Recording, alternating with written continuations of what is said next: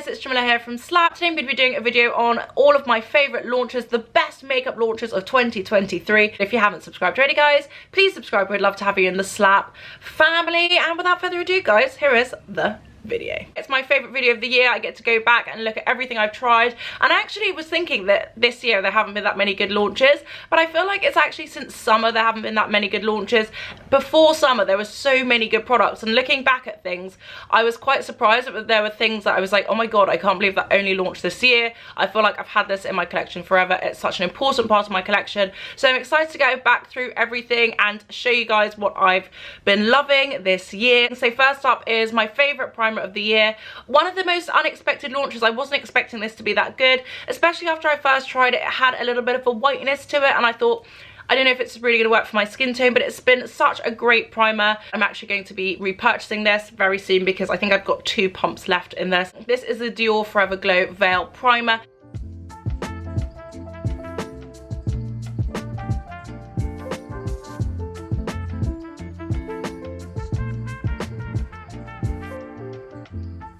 And considering I've had this for I think 10 or 11 months, this has lasted a really long time. In the last month I haven't really been using it because there's literally none left, but 9 months for a primer is actually a very good value for money. It is, I think, £40, but considering it lasted so long, I would 100% recommend this product. Absolutely love this. It's in a really nice chic glass bottle. It looks very luxurious. It's in the same kind of bottle that you would get a foundation in, and for a primer, primers are always like the kind of the cheaper best friend that isn't that much cheaper. It really makes my makeup last that much longer. When I don't wear it, I notice that my skin is getting quite like oily. It gives good hold, but it also gives good glow, natural radiance, but nothing too like shiny and slippery as well. So I think this is an amazing primer. Definitely my best of the year, hands down. Next up is complexion, and I won't go too long into this because you guys have already seen me do a video of my best foundations of 2023. First up is the one I'm wearing. It is the Hourglass Veil Hydrating Skin Tint in the shade 15. It's such a great tint. When I tried this initially, I tried it in the shade 14, which was a little bit light for me.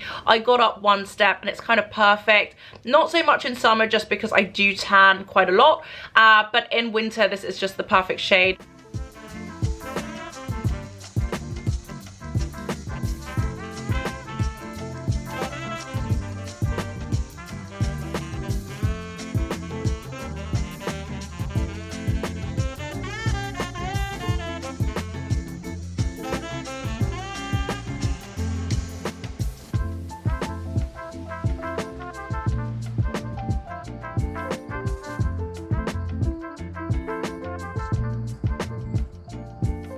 Really like how this feels and wears. It's very natural looking. When you see me first apply it, it looks like I'm not wearing much, but as you can see, it layers under the rest of my makeup really well. It looks natural. It doesn't look like I'm wearing no makeup, but it doesn't look like I'm wearing like absolutely loads. So it's just perfect for me. The whole package of it, it's absolutely beautiful, and this is a very classy looking tint. Next up in the tint section of this video is a tint that I didn't think launched this year. This is the MAC Strobe Dewy Skin Tint. It's actually a really good, affordable, cheaper alternative to the Hourglass.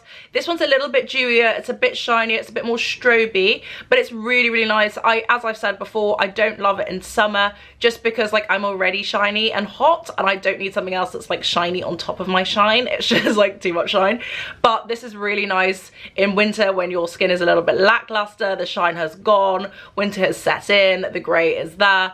For times like that, this is absolutely perfect. It's really nice. There's basically nothing in it. Like, I'm shaking it around and it's very empty, which shows you how much I've loved this. MAC have really kind of come back in the last couple of years. Some of my favorite products, like my mascara, which I'm wearing now, one of my favorite mascaras, and this tint, one of my favorite tints. So I 100% recommend this. Best tint, second best tint, joint best tint of the year. Next up is foundations, and I have 2 foundations that are my favorite of the year. The Makeup by Mario Surreal Skin in the shade 24N. This is a really, really nice kind of perfecting, gorgeous, like fairly full coverage or medium to full coverage foundation. It's like a foundation, but it's not like a horrible foundation. It's not like dry, cakey, just a really nice matte, semi-matte, actually it's probably quite matte foundation, but it's like a very realistic matte. It's a natural looking matte.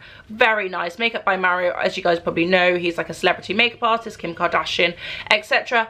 But he gives you that kind of powdery veil finish that he creates on his clients, and he's done a really good job with this foundation. I absolutely love it. The kind of counter to that is the Glossier Stretch Fluid Foundation in the shade Deep 1. This is a really good foundation. It's like my perfect skin tone shade. It's a really nice natural skin foundation. It's probably the first like really natural skin foundation I've ever tried that really just looks like you're not wearing anything, but it like makes your skin slightly better. Glossier, as you guys probably know, are very much known for like their no makeup and like natural looking skin, minimalism, and they do that really well with this foundation. I think it's been like 10 years in the waiting, so it kind of had to be good, and it is very good. So one of my favorite foundations. I don't wear it that much just because if I want something like quite minimal, I'll just wear a tint or I just won't wear anything. But if I do want like a natural looking foundation, then this is definitely the go-to. Next up is concealer, and I can't believe I only tried this year. I've actually already repurchased this. It is so good. I'm actually not wearing it today because I kind of forgot to wear it, and I never wear it on top of foundation or tints or anything. I just wear it on its own. This is the Tom Ford Traceless Soft Matte Concealer Corrector in the shade 6W1 Spice. It's a cream concealer like this. It's literally my favorite thing that I use for like no makeup days. When I run out, I think it was like £50 or £40 or something, like it was pricey for a concealer. And when I ran out, I was like really trying to think of other things that could replace it, and there really is nothing. So I just repurchased it because it's that good. I love the packaging. It's very chic, it's very sophisticated, it's very demure, it's very Tom Ford. It's kind of pocket size. You can put it in your handbag, not that I ever would because I wouldn't want the lid to pop off and it to get damaged because it's my precious. But it's so good. It's perfect for every day. So like when I'm going to like meetings or outside and I just want to cover up my dark circles and look a little bit better, I'll just put a little bit under my eye, a little bit over a few blemishes, blend it in, and within like 15 to 20 minutes it kind of melts into my skin. Like when I first put it on, I'm like, yeah, it's good, but then throughout the day it just kind of settles, it self-sets. It just looks very natural. It looks like I've literally got nothing on, but just my dark circles have disappeared. Maybe because it's a kind of concealer slash corrector, maybe because it self-sets, maybe because it looks even better the longer you wear it. I don't know, it's just so natural. The finish is just so good. It's just my absolute go-to every single day, which is why I've already repurchased it and why I will continue to repurchase it until something cheaper and better comes along. Next up is a new product that launched this year. This is the Hourglass Veil Translucent Setting Powder, which is not new, but the shade that they released is new. It is the shade Translucent Deep. They also came out with the Translucent Medium. Translucent Deep for me is the perfect shade. As you can see, it looks kind of seamless on my skin. I absolutely love the packaging. Hourglass are just so good with their packaging. I love how kind of grown up it looks, dressing table worthy. It has like the little dome where you can kind of put the excess product. It has the gold disc where it sifts up the powder. It's just exquisite. Every time I wear it, I feel like it's perfection.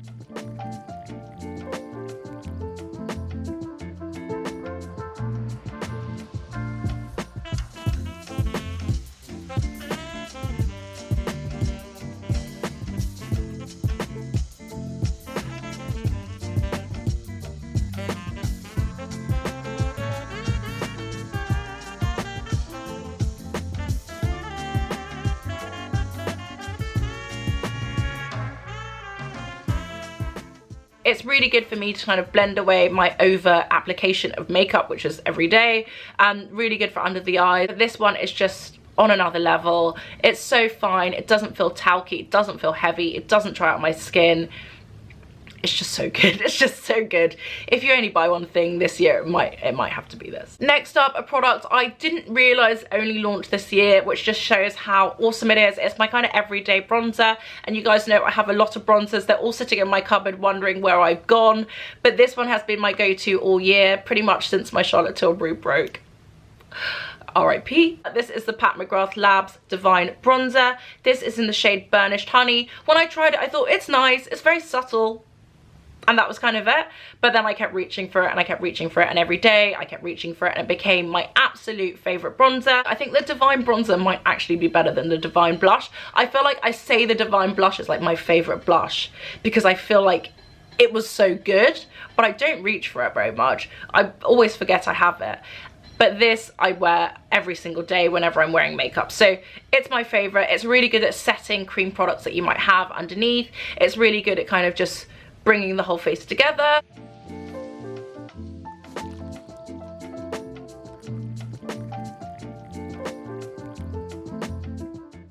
It's just very warming, very natural. It does what a bronzer should do, and especially for deeper skin tones, it's been hard to find a bronzer that actually does what a bronzer was intended to do, and not just like a deep powder. This actually bronzes, so for that reason alone it is the GOAT. And yeah, it's just the best. So I'm doing things slightly backwards now, because I'm doing the powders before I do the creams, and I always do the creams before the powders, but because I've already started, I'm going to keep going. Next up is the Dior Rosy Glow in the shade Mahogany. This reminds me of like being away. I got this in May when I was in DC. I love this product. It's kind of a blush bronze hybrid for me. The shade obviously is quite rich, but it's perfect. It's really nice. I don't wear it all the time, but I do reach for it a lot when I want to kind of like richen stuff, where I want things to be a bit more sultry, a bit more framed, have a bit more impact, and a bit more warmth and depth. And this is just such a good product. I absolutely love it. It's very light, even though it looks very rich. It's got a nice translucence to it. I like the fact it has a little mirror as well. Next up is my favorite blusher of the year, my favorite powder blusher of the year, the Giorgio Armani Luminous Blush, I think it's called. Luminous Silk Glow Blush in the shade 60. This is a dual blush, absolutely perfect. Just got the best shade for me straight away, which is so rare, but it's just such a perfect shade. I wear it pretty much every day. It's kind of overtaken all of my other favorite blushes, like the Hermes, like the Gucci. It's just taken over all of them. It's so good. It's just such a nice little shade, and it looks like it would be a bit plummy and granny and kind of boring, but it's not. It's got a bit of a pop to it. It's got a bit of warmth to it. It's just really, really nice.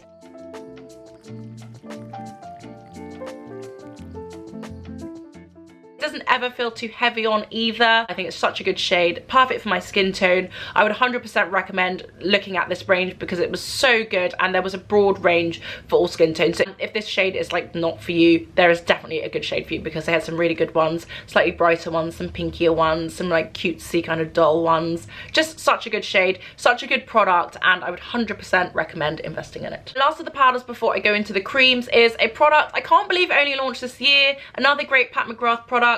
Pat McGrath for me is so confusing. Like when she started, she was like the absolute epitome. She was like the masterclass in new luxury, and I think there are some product launches and some collaborations that she's done along the way of the last kind of 3 years perhaps, where it's kind of not always hitting what she started off as, but those like giant, big, very classy, very luxurious, very beautiful, innovative mothership palettes. And I think there have been like definitely some misses, but there are always some good hits. This for me is a hit, and I owe that to you guys, because I was going to get something very shimmery and you guys said you wanted to see the matte one. This is the Pat McGrath Labs Mothership eyeshadow palette in the shade Velvet Liaison, and it's all mattes, and I've never bought an eyeshadow palette that was all mattes like this before, but I'm very glad I did, and I'm very grateful you guys said you wanted to see the review of this, because this has become my everyday eyeshadow palette pretty much since I've bought it. If I'm not wearing this same kind of trio of kind of rosy thingies, I kind of lighten with a bit of that, or I deepen with a bit of that, or I'll just go with all brown and then I'll go in with a bit of those. I always use this every day, and sometimes it does look a bit flat and I do have to lift it, because I just like swathe on so much matte eyeshadow that I just look a bit like my eyes are shut. So I've got a very good tip for that, which I will do next. But it's just so beautiful, and I've used it every day for so long, and there are only like 2 shadows that look like they're slightly going, but it's still doing a very good job, and it's still holding strong.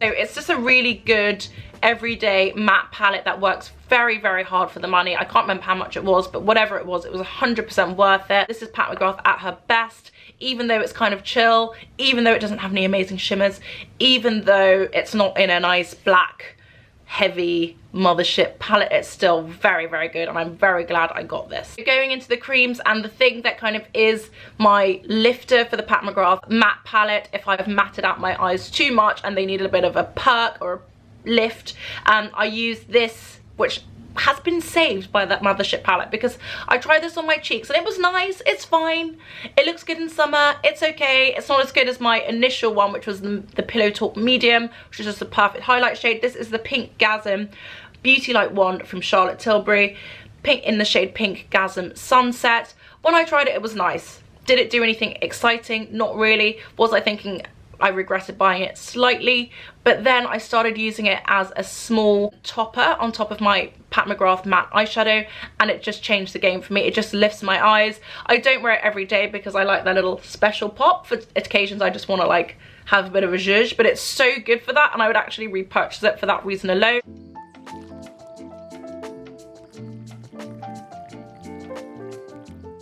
It gives my eyes like a really nice lift in the way only a Charlotte Tilbury product can. It's kind of that je ne sais quoi, but you're like, what is on her eyes? Why are they so bright and beaming? And it's this. So yeah, this is really good. It is nice as a cheek highlight in summer. In winter it's a bit rich for me, but perfect as a lid topper. Should you spend £36 on a lid topper? Probably not, but is it worth it? Yes. Now I'm in the kind of cream cheeky cheek section of this video. My hardest working blusher of this year is the Pillow Talk Matte Beauty Blush Wand from Charlotte Tilbury in the shade Pillow Talk Dream Pop. This is a matte liquid blusher. I don't know if it's matte, but it's really good. I feel like it is matte, but it doesn't feel matte. It feels like it gives my skin a nice little zhuzh, but it's not too glowy, it's not overly shiny, which sometimes products from Charlotte Tilbury can be in a good way, but this is kind of not in a good way as well. I just dab a little bit here, dab a little bit there, and I wear it on top of a cream bronzer, usually the Charlotte Tilbury bronze. It's almost finished. I'm really sad for the day it finishes. So a very good product, a very good blush. It's got her kind of classic sponge applicator. You open it, you squeeze. I try not to open it and squeeze too much, so I just leave it closed and just dab, and then squeeze when I have to.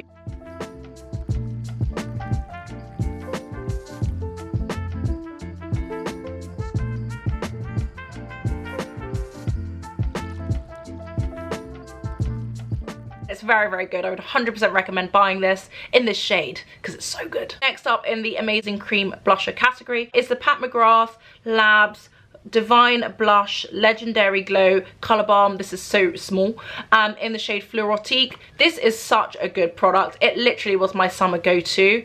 It's just like you dab it on, your skin's suddenly like glowy and dewy, and it's got a nice colour on it, and you just suddenly feel like really juicy and fruity, and like suddenly like you've got perfect like gleam on your cheek. It's so good. The only problem with this is that I remembered that when I wear like cream products like this, thick balmy product, for like too long, like every day for like 3 months, I tend to like break out after like month 3, which is what happened here, but it's only because I wore it every single day because I loved it so much. Last up in my creamy cheeky section is the Laura Mercier Tinted Moisturizer Bronzer. I've got this in the shade 06 Sunspell. When I saw this launch I was very excited because I have the Tinted Moisturizer blush in, I think, Sunset or something like that. So nice. I just loved how sheer it was. I loved how subtle it was, how buildable, but it had impact. This is really the same. This is very subtle, it's very sheer. You put it on, you build it up. I like to layer this on top of other bronzers in the summer, or on top of other products, or under other products in the summer. It was really nice when I put it on today, and I forgot how much I loved it. Such a good product. I would 100% recommend it.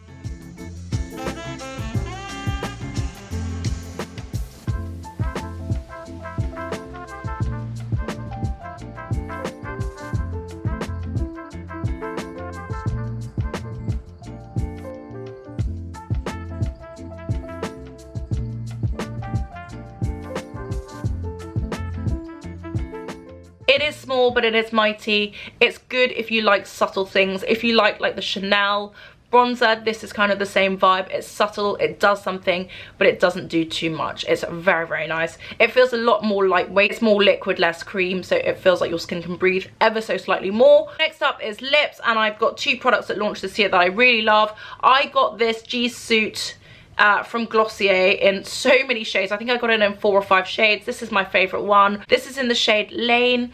It is a liquid lipstick, which is very soft. It's very non-drying. I like the applicator of it. It's one of my favorite things about it.